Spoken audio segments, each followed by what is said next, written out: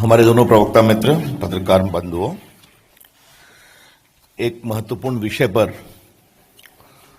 Party की ओर से बात रखने के लिए मैं उपस्थित हुआ हूं। थोड़ा विस्तार से बोलूंगा, फिर आपके सवाल भी लूंगा। किसानों से संबंधित सुधारों को लेकर जो कानून बने हैं, उसको लेकर कुछ किसान संगठनों ने जो शंका उठाई है, उसके लिए चर्चा हो रही है। वो अपनी चर्चा की अलग प्रक्रिया है जो सरकार कर रही है। लेकिन अचानक तमाम विपक्षी दल या गैर भाजपाई दल कूद गए और आज हम विपक्षी दलों, विशेष रूप से कांग्रेस, एनसीपी, उनके सहयोगी दलों के शर्मनाक दोहरे चरित्र को देश के सामने बताने के लिए आए हैं।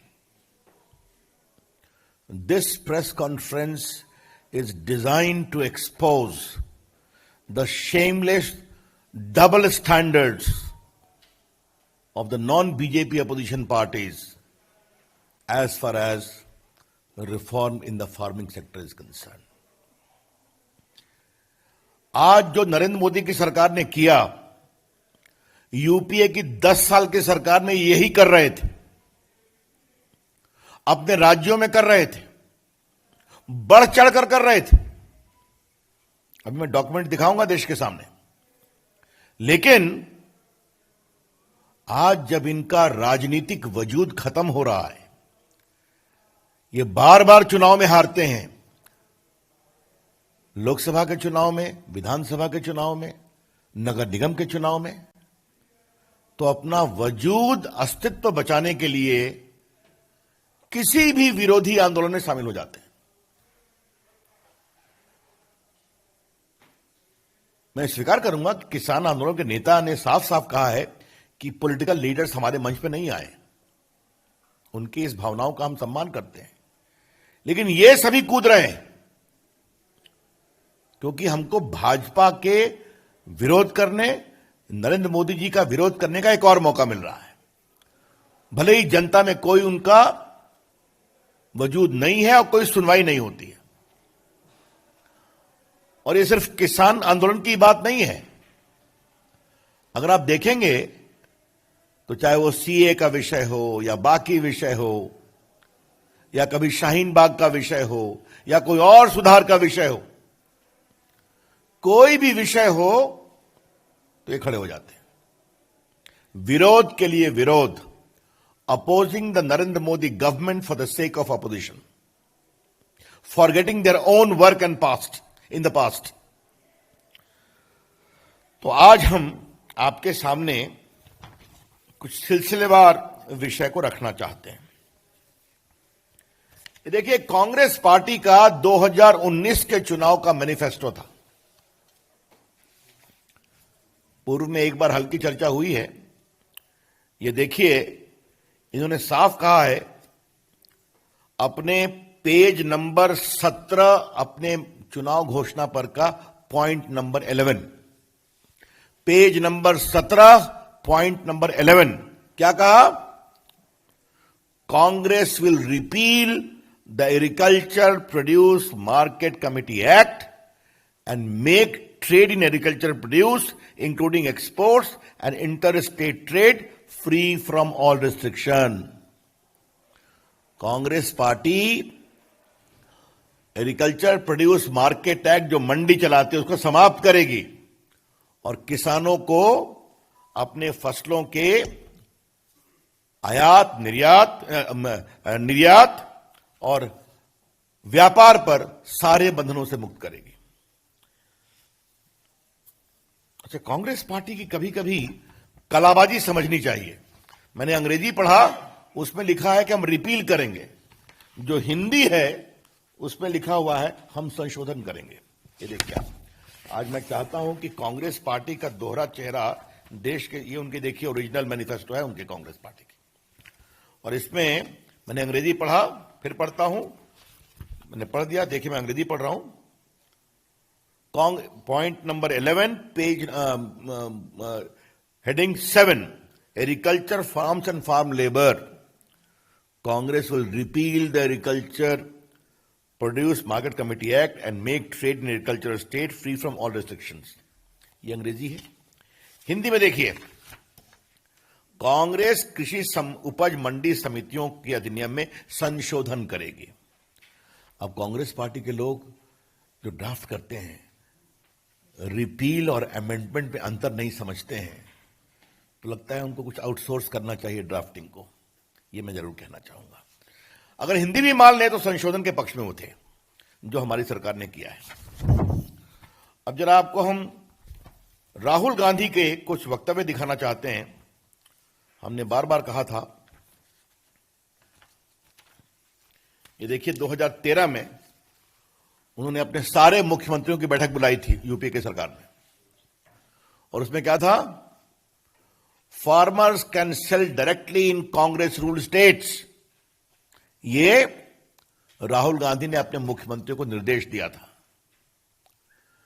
Congress rule states will delist fruits and vegetables from the Agriculture Produce Market Committee by January 15 and will give free choice to farmers. तो 2013 में जब उनकी सरकार थी, राहुल गांधी ने बुलाया था ये बैठक। ये आपकी जानकारी में रहना बहुत जरूरी है। तो कांग्रेस पार्टी का इतिहास क्या रहा है ये मैंने आपको कुछ और बताऊंगा। अब जरा देश के वरिष्ठ नेता शरद पवार जी के बारे में कुछ चर्चा करने की इच्छा है, क्योंकि वो भी इसका विरोध कर रहे हैं। जब वो देश के कृषि और उपभोक्ता मामलों के मंत्री थे, एग्रीकल्चर एंड कंज्यूमर अफेयर्स, तो देश के सारे मुख्यमंत्रियों को चिट्ठी लिखी। अभी मैं आपको 2 चिट्ठी दिखाऊंगा जो उन्होंने 11 अगस्त 2010 को उस समय दिल्ली की मुख्यमंत्री शीला दीक्षित को लिखी, और फिर नवंबर में शिवराज सिंह चौहान को लिखी। देखिए, मैं एक पैराग्राफ पढ़ता हूं शरद पवार का। As you are aware, my dear Sheela ji, as you are aware, the agriculture sector needs well functioning markets to drive growth, employment and economic prosperity.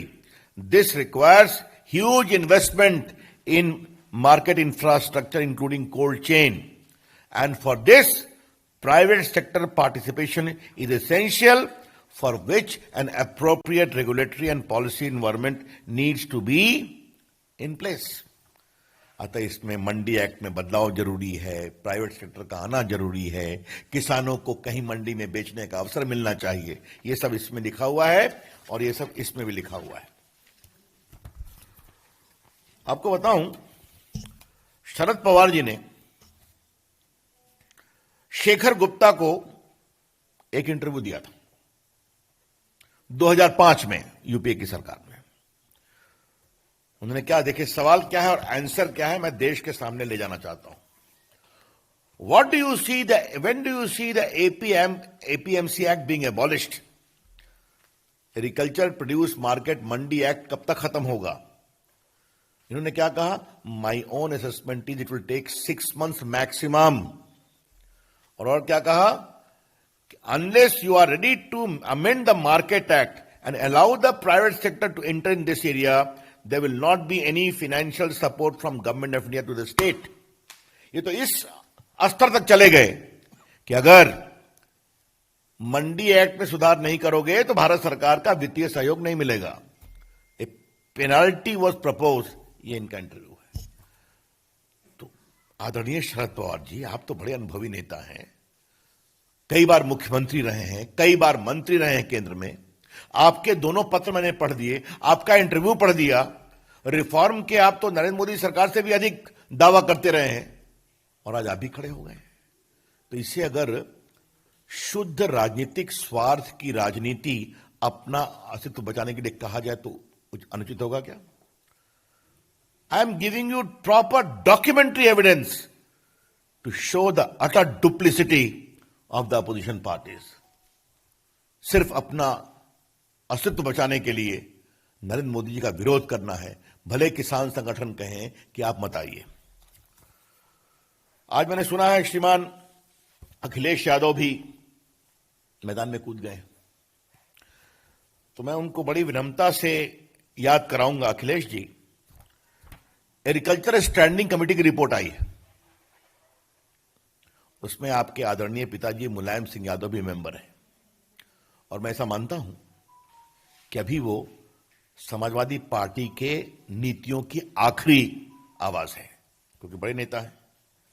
उन्होंने भी बहुत साफ साफ कहा है उस रिपोर्ट में कि यह बहुत जरूरी है कि किसानों को मंडियों के चंगुल से मुक्त किया जाए।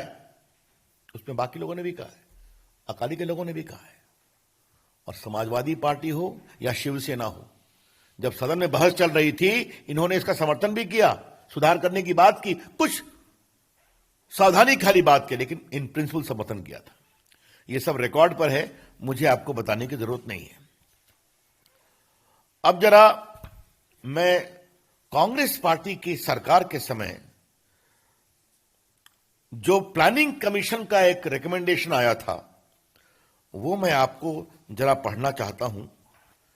ये 12 से 17 के लिए और 11 में पॉलिसी ऑप्शन जो दिया गया प्लानिंग कमीशन का,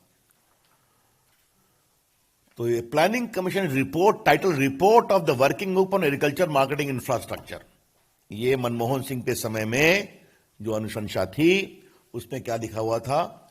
सेंट्रल गवर्नमेंट में enact inter state agriculture produce trade and commerce regulation act under entry 42 of union list. तो आज जो हमने काम किया, हमारे करने के 8-9 साल पहले मनमोहन जी की सरकार ये कर रही थी। 2005 में शरद पवार बोल रहे थे, और यह बात देश के सामने बताना जरूरी है कि जिस समय शरद पवार ये बोल रहे थे 2005 में कि अगर आप सुधार नहीं करोगे तो हम वित्तीय सहयोग देना बंद करेंगे, उस समय मनमोहन सिंह की सरकार का समर्थन कौन कौन कर रहे थे? मुलायम सिंह यादव जी की party, RJD, CPI, CPM, TDP और बाकी सभी। शिवसेना साथ नहीं थी। तो आप तो हमसे भी आगे अधिक जा रहे थे। तो फिर मैं कहूंगा कि ये जो आपका दोहरा चरित्र है शर्मनाक, कि अपने राजनीतिक अस्तित्व को बचाने के लिए भले ही किसान के नेता आपको नहीं बुलाते हों, लेकिन आप किसी भी सीमा को जाने को तैयार हैं। ये देश के सामने आना जरूरी है। अब जरा हम कॉन्ट्रैक्ट फार्मिंग के बारे में एक विषय आपको बताना चाहते हैं, और वो ये है कि इसका भी रिकमेंडेशन 2007 से 12 में मनमोहन सिंह की सरकार के समय हुआ था।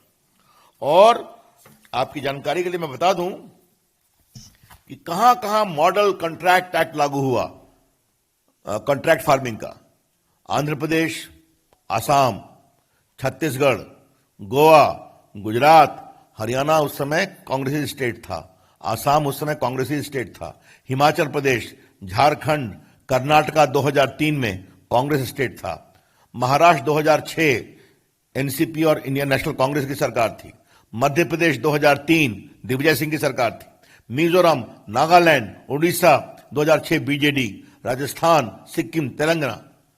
तो इन सबों ने किसानों के लिए अधिक अवसर जुटाने के लिए, उनकी इनकम को बढ़ाने के लिए यह कॉन्ट्रैक्ट एक्ट का निर्णय किया। तो मित्रों, हाँ, एक सज्जन और हैं जिनके बारे में मुझे कहना है।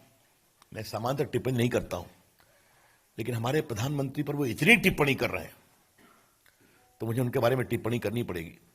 श्रीमान योगेंद्र यादव के बारे में, हाँ, वो भी खड़े हैं। उनकी पार्टी का क्या वजूद है मैं उस पर चर्चा नहीं करूंगा,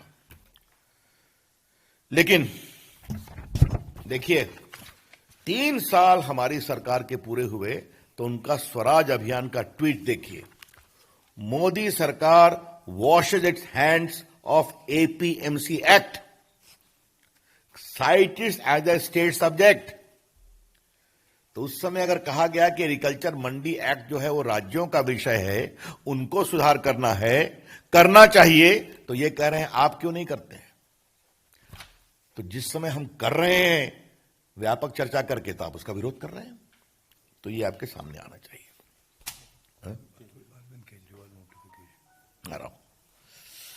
अब जब पता नहीं योगेंद्र जी के बाद केजरीवाल जी का नाम लेना ठीक है कि नहीं, लेकिन मुझे लगता है कि मैं ले लूं और ये विषय मैं आपके सामने रख दूं कि जो नया कानून बना है तो इसको 23 नवंबर 2020 को क्षमा करें, अरविंद केजरीवाल जी की सरकार ने दिल्ली में नोटिफाई करके गजट करके इंप्लीमेंट कर दिया है। देखिए, मैं गजट लेकर बैठा हुआ हूं, तो इधर आप विरोध कर रहे हैं, उधर आप गजट निकाल रहे हैं, ये तो उनका काम है। तो मैंने आपको विस्तार से बता दिया कि यूपीए सरकार के 10 साल में किसानों के सुधार पर मोदी सरकार के बराबर नहीं, कई बार तो कहा कि हम पेनाल्टी लगाएंगे अगर आप सुधार नहीं करेंगे तब। शरद पवार जी ने पत्र लिखा, मनमोहन सिंह प्रधानमंत्री है, प्लानिंग कमीशन ने पूरा विस्तृत पॉलिसी निर्देश दिया, उसको मालूम किया, कई कांग्रेस की सरकार ने इंप्लीमेंट किया। राहुल गांधी ने स्पष्ट कहा 2019 में कि हम मंडी एक्ट को रिपील करेंगे और हम किसानों के लिए पूरे अवसर पैदा करेंगे। तो आप करें तो देश किसानों का कल्याण, हम उसको तरीके से करें बातचीत करके, तो आप सड़कों पे आते हैं। ये है डबल स्टैंडर्ड्स। हम इसका जबरदस्त विरोध करते हैं। किसान कुछ निहित स्वार्थों के चंगुल में फंसा हुआ है। हम चाहते हैं देश के छोटे मंझोले किसानों को अपने उत्पाद के लिए नए नए अवसर मिलने चाहिए। और कुछ मैं क्लैरिफाई कर दूं, क्योंकि मैं देश का कानून मंत्री भी हूं, किसानों की जमीन न बिकेगी, न लीज पर ली जाएगी, न बंधक होगी। कॉन्ट्रैक्ट के बारे में अगर कोई सोचते हैं किसान, तो उनकी जमीन न तो बिकेगी, न बंधक होगी, न लीज पर ली जाएगी। The farmers land shall neither be on lease nor will be sold nor mortgaged. उनके जमीन पर कोई देनदारी नहीं बनेगी, वो बनेगी तो फसल पर जो कंपनियां आएंगी। हाँ, बल्कि मैं पढ़ ही देना चाहता हूं, section 8, sponsor prohibited from acquiring ownership right और making permanent modification on farmers land premises, उसका विस्तार से लिखा हुआ है। क्लियर हो गया? दूसरा, आज जो देश में छोटे किसान हैं, मंझोले किसान हैं, अगर वो समय के अनुसार बदलना चाहते हैं, उनको अवसर क्यों नहीं मिलना चाहिए? आईटी विभाग के रूप में मैं इस विषय को देखता हूं। हमने किसानों के लिए एक नेशनल एग्रीकल्चर मार्केट नेम बनाया है, समझे आप, जिस पर किसान अपने को रजिस्टर कर सकता है, अपनी फसल बेच सकता है। सिर्फ आपको मैं कुछ आंकड़े देता हूं और देश के सामने आपके माध्यम से आना बहुत जरूरी है। अभी तक 21 प्रदेशों में 1000 मंडियों ने रजिस्टर किया है। Name started functioning after being registered on national agriculture market portal. कितने फार्मर हैं रजिस्टर्ड? 1,68,00,000। कितने ट्रेडर हैं?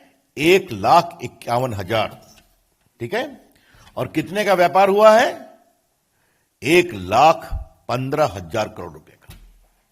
तो आपने देखा, हमने किसानों को एक डिजिटल मंडी दी, तो देश के तमाम मंडियां जुटी 1021 प्रदेशों में, 1,68,00,000 किसान जुटे और 1,15,000 का व्यापार किया है। आप अवसर देते हैं तो इस तरह से किसान उस अवसर के अनुसार अपनी इनकम को बढ़ाने के लिए और नए नए अवसर खोजता है। मैं सिर्फ आपको एक बात और बता के अपनी बात समाप्त करूंगा, बाकी तो सारे विषय आ गए हैं।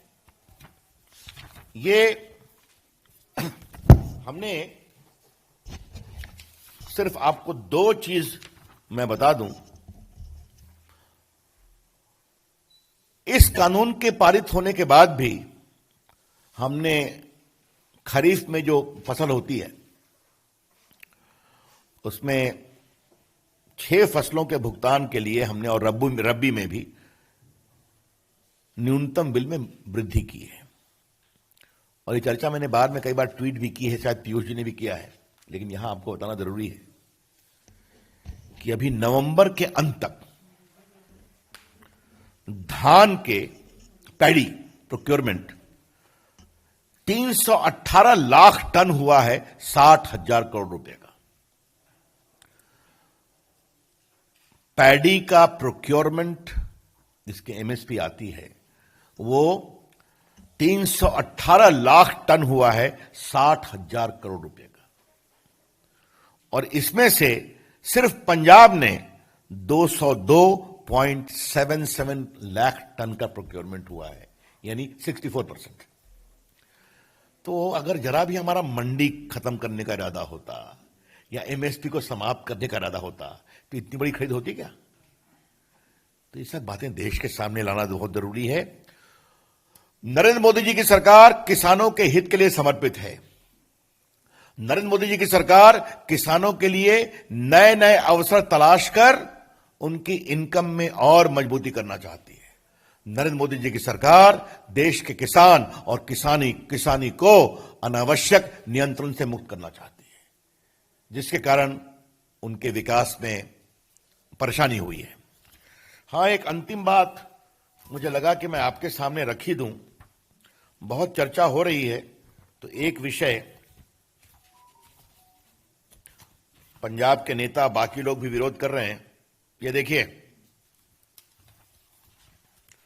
8 मार्च 2019 को पंजाब के मुख्यमंत्री ने पेप्सी का एक बड़ा प्लांट इनॉग्रेट किया, आलू वगैरह सबके लिए, और 5,000 लोगों को नौकरी मिलेगी। तो अवसर के लिए आप आता है तो आप काम कर रहे हैं, हम बड़े बड़े अवसर की बात करते हैं तो आप विरोध कर रहे हैं। तो मित्रों, ये जितनी विपक्षी पार्टियां हैं ये किसानों को भ्रमित कर रही हैं। इनका पूरा चेहरा शर्मनाक दोहरे चरित्र का है। Their entire approach is of shameful double standards. They are seeking to confuse based upon wrong facts. और दूसरी बात, जो काम आपने करने की कोशिश की, जो आपने पूरा नहीं किया, जिसको आप सही मानते थे, आज व्यापक चर्चा के बाद हम उसको आगे बढ़ा रहे हैं तो आप विरोध कर रहे हैं, सिर्फ अपना राजनीतिक अस्तित्व बचाने के लिए। हम उनके इन पूरी धारणा का पूरा विरोध करते हैं, उसकी भर्त्सना करते हैं, और देश का किसान सच्चाई को समझता है। धन्यवाद। I am open two questions now. हाँ, क्षमा करिए, थोड़ा मैंने विस्तार से बोला क्योंकि देश के सामने ये सारे सच जाने जरूरी थे।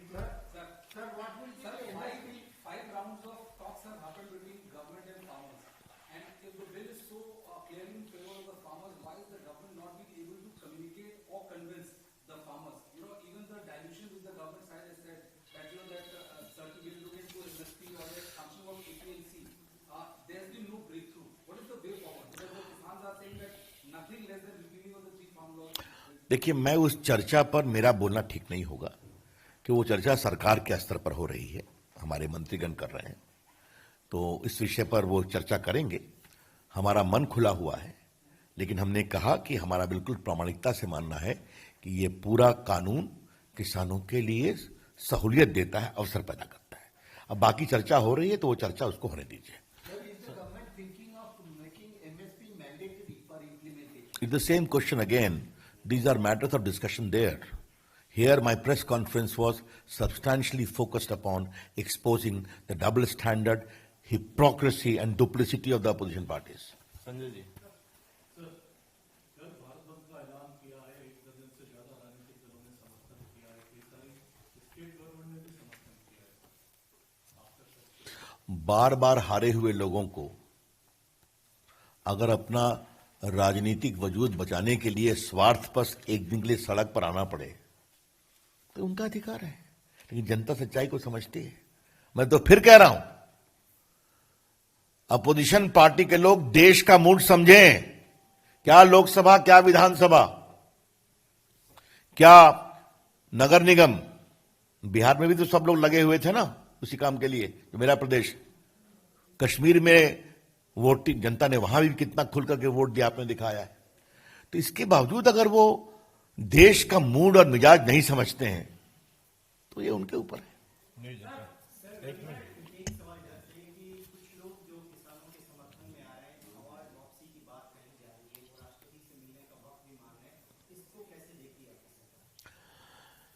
अब देखिए, इस पर मैं क्या कहूं। अवार्ड लेना, अवार्ड वापस करना उनका अधिकार है, लेकिन कुछ लोग अगर अवार्ड वापसी को अचानक प्रसिद्धि का मार्ग अपनाते हैं तो उनको, उनके ऊपर है, मुझे कुछ नहीं कहना उस पर। लेकिन अवार्ड वापसी कोई पहली बार नहीं हुई है। इसका एक और कारण है कि 2015 में भी अवार्ड वापसी काफी चला था, बिहार के लोकसभा चुनाव के पहले। और जैसे ही हम हार गए, हिंदुस्तान लिबरल हो गया, अवार्ड वापसी बंद हो गई। ये भी देखा है देश ने।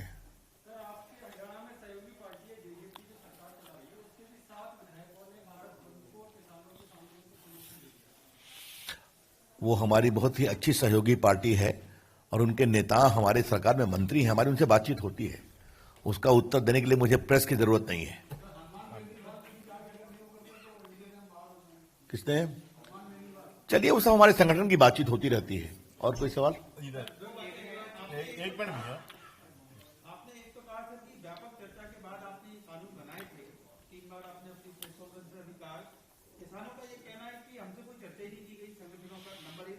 नंबर 2 की जो कृषि राज्य मंत्री कैलाश चौधरी, उन्होंने कहा कानून वापस नहीं होगा, संशोधन कर सकते हैं। तो क्या सरकार? मैं फिर आपसे कह रहा हूं, सरकारी स्तर पर किसानों के संगठन से जो बातचीत चल रही है उसको उस प्रक्रिया में चलने दीजिए। मेरा उस पर बोलना उचित नहीं होगा। मैं आ रहा हूं। मेरे ख्याल में जो हमारे सचिव हैं कृषि विभाग के, उन्होंने 29 किसान यूनियनों से बात किया। उसके बाद जून में 708 वेबिनार की मीटिंग हुई, जिसमें 21,231 फार्मर आए थे। जुलाई 2020 में 873 वेबिनार मीटिंग हुई, जिसमें 26,196 फार्मर्स आए थे। सब हम डिटेल्स है। अगस्त में मीटिंग 852 हुई, क्योंकि वेबिनार पर क्यों हो रही थी? क्योंकि कोविड था, आपको पता है।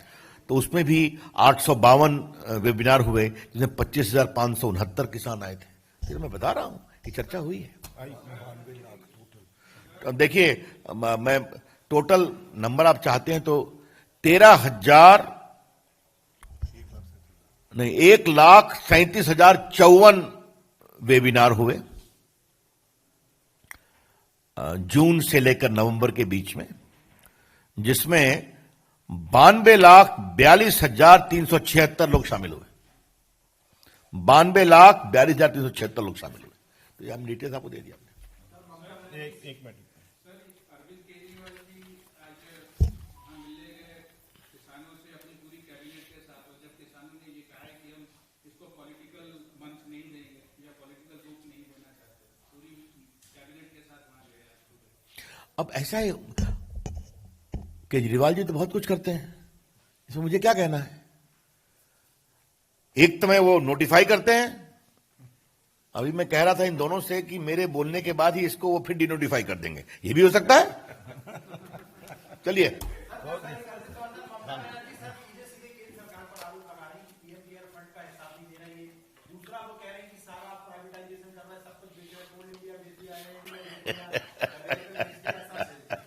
देखिए, मैं क्या बोलूं, जैसे जैसे टीएम की साख गिर रही है, जैसे जैसे मंत्री वहां छोड़ रहे हैं, वैसे वैसे झूठे आरोपों का सिलसिला बढ़ रहा है। Thank you. नमस्कार, मैं हूं मानक गुप्ता।